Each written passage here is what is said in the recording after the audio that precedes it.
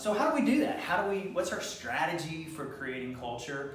And how do you go into a practice and know what to look for? If you're starting in a new practice, what do you look for to see does the practice really have a culture that's already defined, or do they just have some values on the wall? So let's start out with core values. So core values are important, but it depends on how you use the core values. So take Enron, for example. If you remember the company Enron, so their core values, I just wrote it down to remember it, respect, integrity, and communication.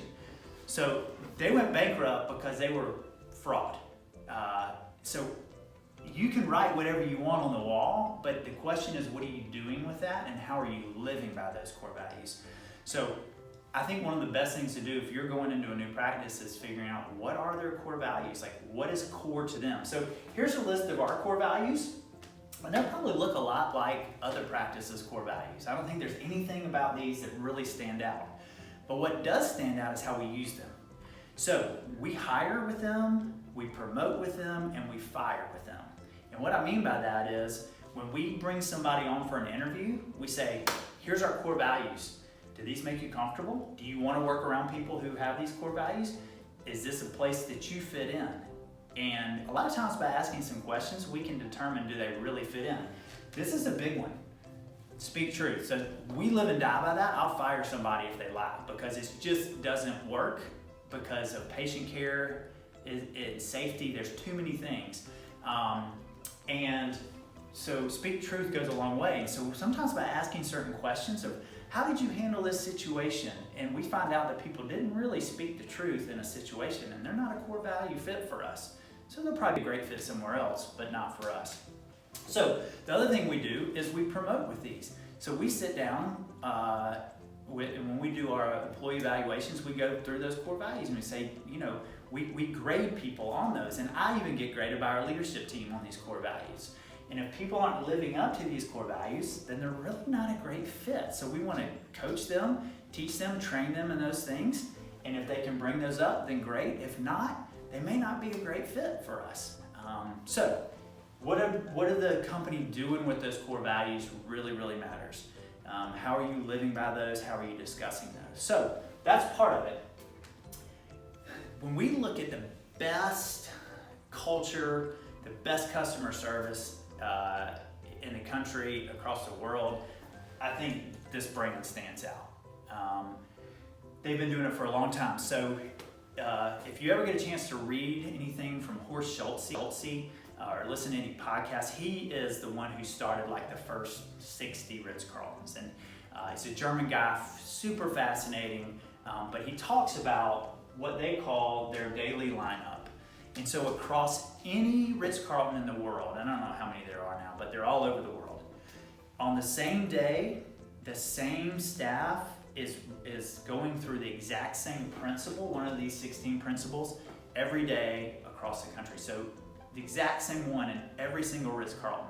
So it matters. And so what those principles are, they're specific things that they are talking about, that help them improve and provide customer service. And so they spend the beginning of every shift, I believe it's about 15 minutes, going through that principle. And they live and die by that. So I love that.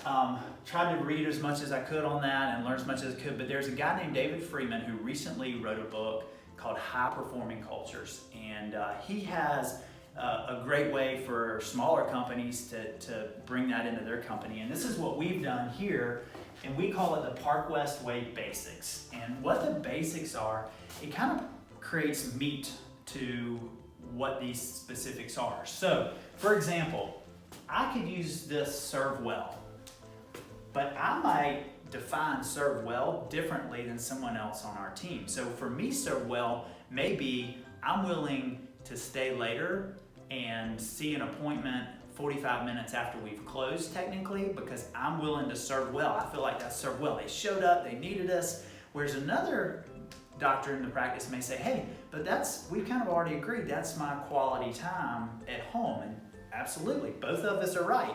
So how do you define these things? And if everyone in the practice views these a little different based on where they were raised, what their parents taught them. You know, speak truth to somebody might be white lies are fine, depending on the situation.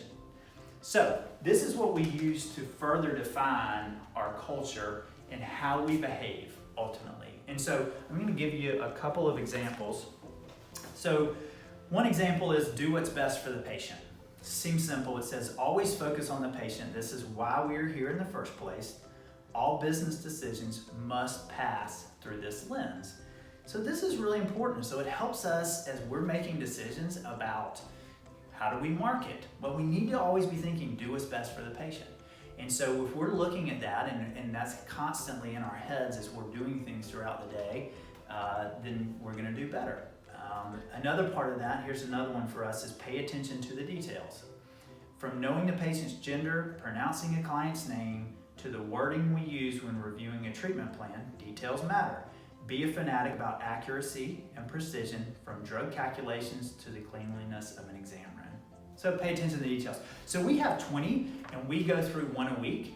I do a little video on it. We talk about it in our meetings, and then we also do little shout outs to different people on the team who represent that. So it's just how we do it. I think it's just important because it's a strategy. We have a strategy for creating culture.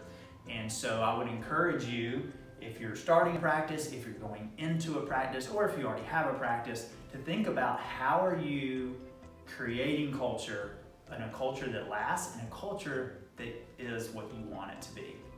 So next video we'll talk about, especially as a new grad or someone moving into a practice, how do you be a good promoter of the culture that you're becoming a part of. Thanks, guys.